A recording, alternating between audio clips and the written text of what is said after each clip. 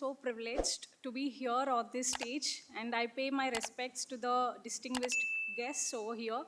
And I'm very pleased to know the kind of activity that Doctors is doing as a part of my preparation for the civil services examination. So I have got to know few important aspects related to the environment. So I want to touch few of the aspects which already many of the experts over here already know. So the first one is the plastic pollution. As we all know, this year's theme is about the plastic pollution. Beat plastic pollution is the theme of this year's World Environment Day. And I'll just brief you about a small incident which is in practice back at our home.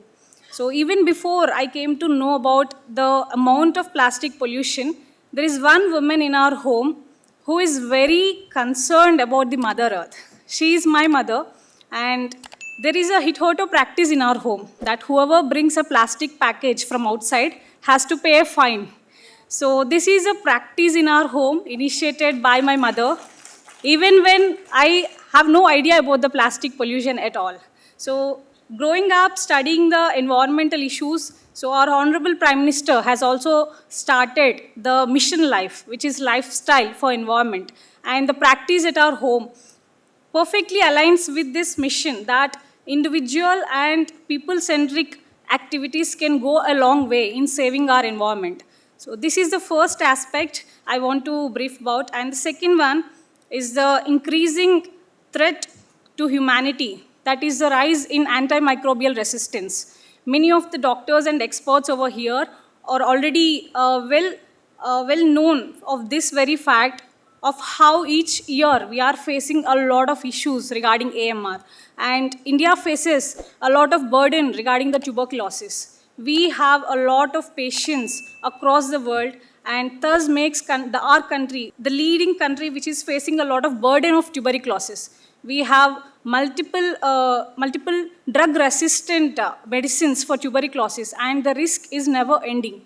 And for this aspect, I want to touch upon the concept called One Health. We are facing the risk of zoonotic diseases each year. The world has actually faced a serious pandemic, and the threat is looming year after year. So this is where we have to think about the concept of One Health. It's not just about human health, it's about the synergy between plant health, animal health, and human health. So that is how we are going to tackle this looming threat to humanity. And finally, I want to touch upon one single aspect that most of us live in cities, and Indian cities, as we all know, are facing some sustainability issues. And we have been witnessing the decline in blue and green infrastructure. So the blue spaces, the ponds, wetlands in our cities are on the decline, and the green infrastructure is being replaced by concretization. And this decline is giving immediate effects in monsoons and summers. We are facing deadly urban floods year after year, and we are facing hottest year on the record every year.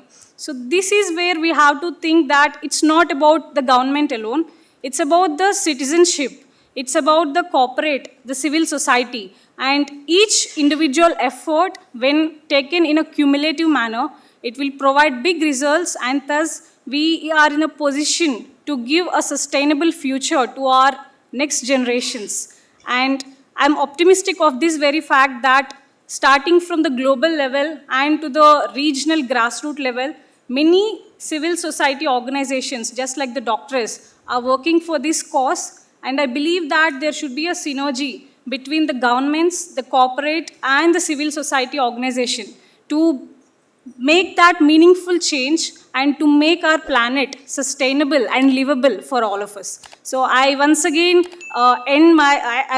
pay my respects to all of those who are working for this noble cause. And I believe that future will be for all of us, not just for the humans, but for all of the organisms on this planet. So I end my note with this. Thank you for sparing me this time.